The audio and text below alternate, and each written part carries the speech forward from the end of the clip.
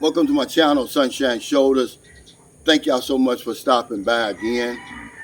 You know, today marks the 2-year anniversary of the death of my buddy and good friend, John Wells, aka Moonshine Shoulders.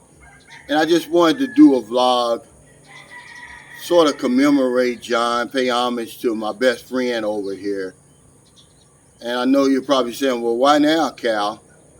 Well, I think 2 years is long enough. I've given respect to his family.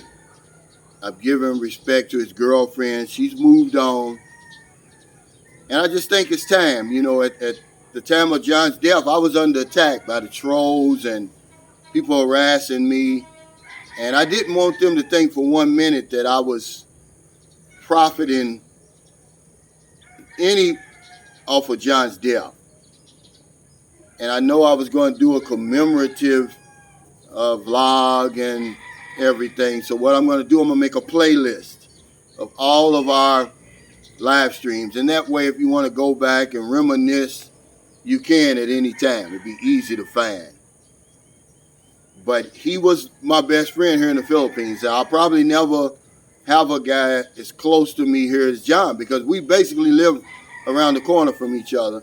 And when we met, it was right before the pandemic, but we became tight during the pandemic because we couldn't go anywhere. You couldn't travel. So really all we had was each other to kind of like vent and everything like that. But we met prior to the pandemic, and John was the first person, black or white, to ever just come up to me and introduce himself. And I knew it was different because I told Marilyn, we were at the laundry, we were folding clothes, and I said, watch this guy, he's going to keep going. But he didn't. He stopped. We talked for about 15 minutes. And after that, we'd only see them in passing at the store, but we never talked. It wasn't until the pandemic. I got locked down in Zamboanga for 6 months. When I came back to San Carlos City, my channel had already started. And I said, John, you know, why don't you be my first interview? And he said, yeah. So I invited him on my live stream. Well, it went bad. Everything that could go wrong went wrong. And John ended up taking over the live stream because I had a terrible connection. And you can go back and watch it. And ever since then, it got better and better and better. Till every week, we had a little show called Sunshine Shoulders and Moonshine Shoulders Happy Hour. I gave John the name Moonshine Shoulders because he drank. You know, John loved Tanduay rum and his Red Horse beer, and he also loved Marlboro cigarettes. And, you know, that eventually led to his end. But every single Friday, we'd meet at McDonald's, and we'd go over the show, because to me, it was no big deal. But to John, it was really, really a big deal. I mean, he was excited. You could see it. It became his life, really. He looked forward to that show because I didn't know at that time, but John didn't have any friends. I was the only friend he had. He was just a loner like that. You know, most of us that come over here, we're like that, man. We're loners, because I was too. Had it not been for John, I wouldn't have been hanging around with anybody. And we just clicked. I mean, and we wasn't supposed to click because we were as different as night and day, literally.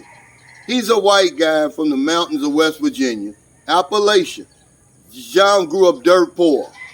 Okay, this is from his mouth. And then I'm this city slicker, really a country bumpkin from Louisville, Kentucky, but I grew up in the city. But he wasn't a yes man, and I wasn't either. And I think that's what made it work, because we'd have some lively debates, mostly about politics and government, because he was a big Trump supporter. And I didn't care, see, and that kind of shocked him, because when he started railing on Obama, I didn't care either. I said, hell, they're all the same to me. I said that was one of my biggest disappointments, because I thought the Obama presidency was going to bring about the change that we deserved, but it didn't. He was just like the rest of them. But we went everywhere together whenever we went somewhere. Birthday parties, you know, outings at Sapaway Island. He came to the house warming here. And I just remember us getting closer and closer. And January the 17th, I was riding by my old residence because him and Janessa moved into our old house when we built this house. And John was standing out there. I remember it like it was yesterday. He was drunk. He was coming off one from the last night. His girlfriend's trying to get him to come in. Come on in, John, because I can give her credit. The whole time I knew them, she was always trying to get John to cut back on his drinking and cut back on his smoking. And John, he's just disheveled. I mean, you know, the one shirt tail was out of his pants. It was unzipping. You see it in his eyes. And he's talking to Nifty. That was our neighbor. And I just remember, hey, man. And then the very next day, they're on their way to Dumageddon, and they have a heart attack. Well, it wasn't actually January 17th, but it was sort of like it was early January. Because he had a heart attack. I remember him calling me. He said, hey, I'm on my way to Ace Doctor's Hospital. I think I'm having a heart attack. He said, I'll keep you posted when I get there. Well, he stayed there for 9 days. He was having a heart attack. And, you know, they couldn't help him, though, because they didn't have any experience with angioplasty. You know, I think they wanted to put a stent because Johnny had a stent before. So all they did basically was give him morphine and what's that? What do they give you? Nitroglycerin. And they kept him in the hospital for 9 days. And then he said, well, Calvin, I'm leaving. He said, because I don't want to be a guinea pig. And they ended up coming all the way back here, St. Carlos City, which is like a 4-hour ride. And remember, he's in bad shape. He's had a heart attack. They didn't fix him. So he decided to go to Changhua Hospital in Cebu. Well, this is when I found out that John had started smoking again. But that's John, you know. And so they made it to Changhua Hospital. And by this time, John's weak. You know, he's fighting morphine withdrawal, alcohol withdrawal, tobacco withdrawal. And the night before he died, he called me. He said, Calvin, I love you. And I thought that was strange. I said, come on, John, what's going on? I thought it was the medication. He said, no. He said, I don't know what's going to happen. I'm worried. John was very afraid. I think he knew he wasn't going to make it, because I hadn't seen him. I was just talking to him on the phone just about every night. He called me. And, we continued the conversation. He gave me instructions on what to do in the event he didn't make it. Call him, call her, this and that. And I said, okay, John, and I wrote everything down. And I didn't hear nothing else from John in the morning because he was going into the operation about 10 o'clock, I believe. Well, about 2 p.m., I get a text from his girlfriend. And it just simply said John didn't make it. And I was shocked. I mean, it floored me. I couldn't believe it. And I found out John had died. They did the operation. He seemed to be doing okay, but then his chest started hurting. So they went back in. It was during that procedure that he passed away. He passed away January 22nd, 2022. About 2 weeks before the Philippines opened up. And you're talking about how excited he was to finally meet you guys. John was excited because John had become a bigger star than me, a bigger attraction rather, because we're not stars. That was a bad choice of words, but really he had become more popular than me. More people were wanting to meet John. People moved here to to St. Carlos City because of John, not me. I mean, that was the influence John had on that channel. When John died, he took half my channel with him. I mean, there'll never be another Moonshine Shoulders, Sunshine Shoulders connection. It was just, when you're gonna see, go on the playlist. It was just something. It was a match made in heaven, really. I mean, I hate to talk about what could have been, but I'm pretty sure we'd have a podcast by now. John was hilarious. He spoke his mind. We fell out many times. I put him off the channel many times for his mouth. You know, John didn't hold back. He was who he was. That's why I love John. He wasn't phony like a lot of people. You know, I suspended him from the channel for about 2 weeks because he made some incendiary remarks about black people. And I was like, John, you know, you insulted half my audience. Because for some reason we got around to talking about George Floyd and how police were killing black men over there in America. And he was like, when he was drunk, because y'all like to see him drunk. And he said, well, hell, if black men would just comply, police wouldn't kill them, right? I mean, you can't get any more colder than that, I thought. But then 2 minutes later, he doubled down on that and said Breonna Taylor would still be alive if she wasn't hanging around with drug dealers. And I said, no, John, that's it.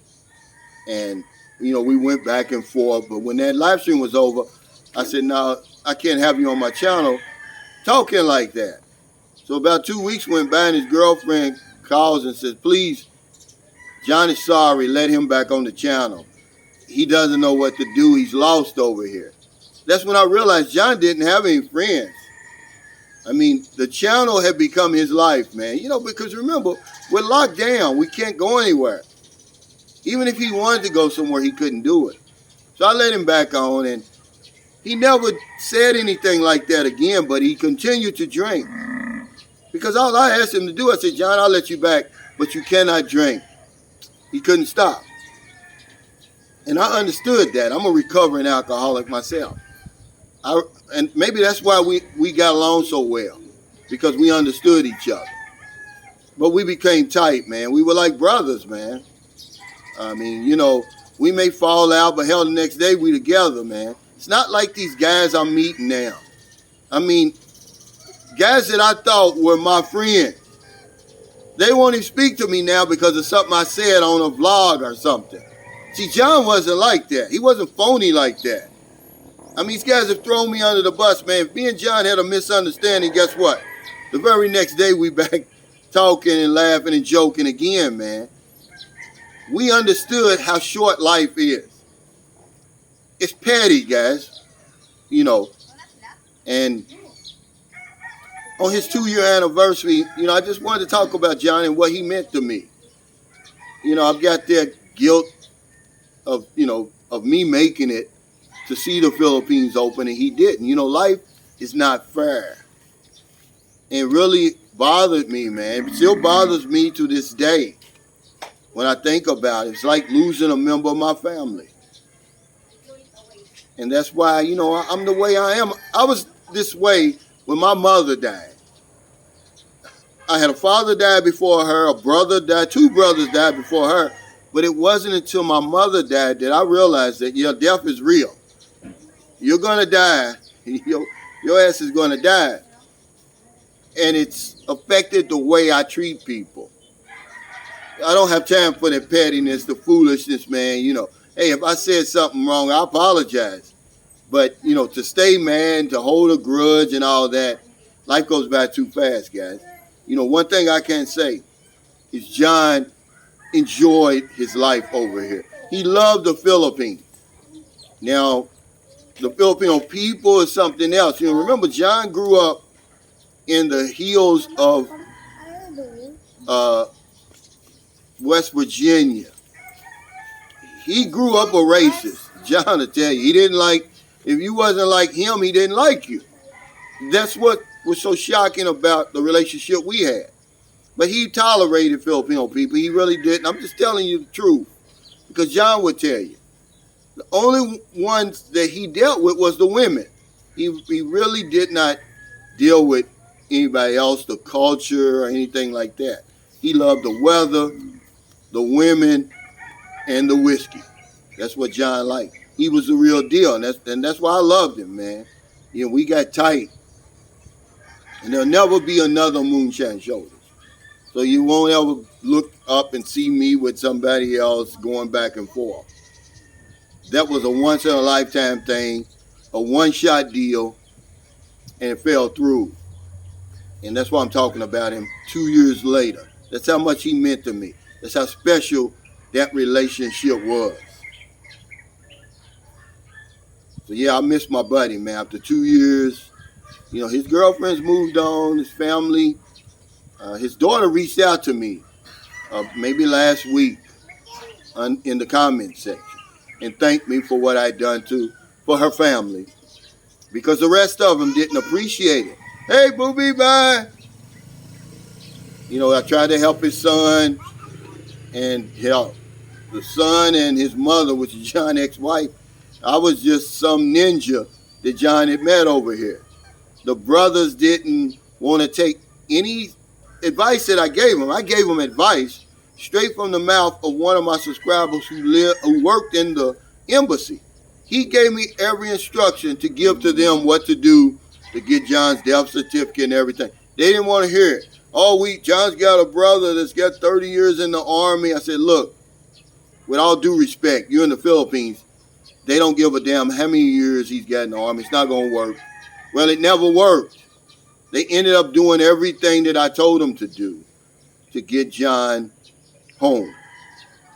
I do want to thank the Sunshine Shoulders community, because they could not get access to John's money. Janessa was in a bind. We collected 121,000 pesos for her to get John cremated and to kind of help with her daily living expenses. And I'm proud of that. That's the kind of community that's grown up around me over here.